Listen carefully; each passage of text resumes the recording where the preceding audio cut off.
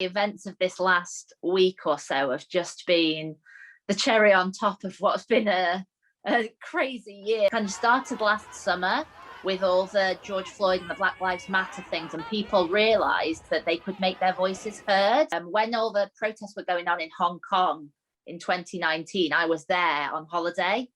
So I saw how the protesters were being treated there, and it was really eye-opening. So I think that's why, for me, this has kind of really hit home, to see that things could be going that way here. Certainly since I've been involved in Greenpeace in the last couple of years, I've never been this angry. If you take Extinction Rebellion, a lot of people don't agree with their tactics, but there's no two ways about it. They virtually single-handedly raised the profile of climate change by what they did with the protest.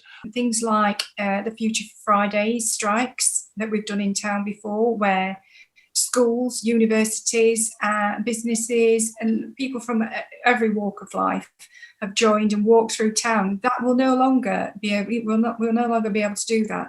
That will be classed as a protest. Everyone that takes part, will come under that guise of a protester. People need to think about how that's going to affect their lives, because it will affect everyone. So what does the future hold, and what would you like it to look like instead?